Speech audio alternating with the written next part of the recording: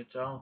Es gribu, nedaudz pastāstīšu par pēdējā laika notikumiem, kas būs pēdējos laikos.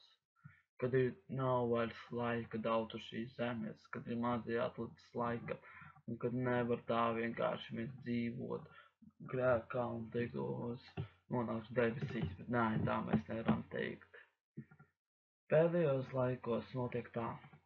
Šajā gadsimtā 21. gadā, 20.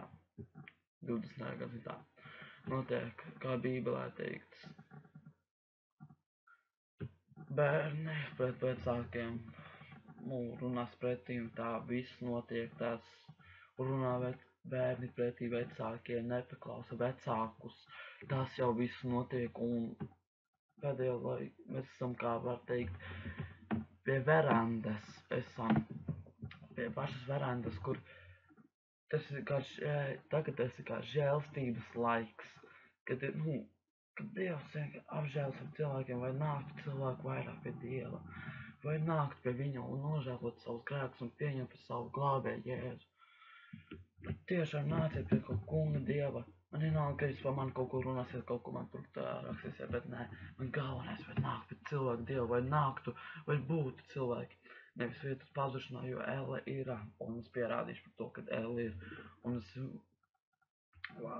man ļoti daudz video par to, kad es varu, nedaudz es jau pafilmēju jau iepriekš, un kad man jau ir video klipi, kur jau ir par Elle, sagatavots, kad Elle ir, un kad viņa eksistē, un kad nav tā, ka kaut kāda fantāzijas augsts tas ir, nē, tas ir reāli, un pa šauro ceļu jāiet ir, kā šeit tā taciņa tāda koka, bet maz iet pa tādu, bet vēsturā cilvēki iet pa to asfaltu ceļu, to lielo pazušanas ceļu, kur Sātans saka, tur ir divi teksti, debesis, bet viens teksts, un tur ir šauri vārti un šaurs ceļš.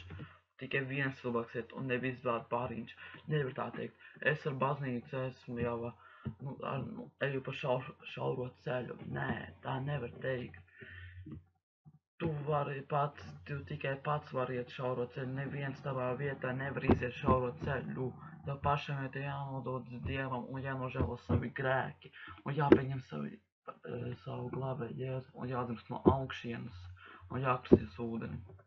Tā tu vari glābts. Pēdējie laiki nav tālu vairs. Viņi ir tuvu, pat ļoti tuvu. Mēs to neredzam, bet viņi ļoti tuvu ir.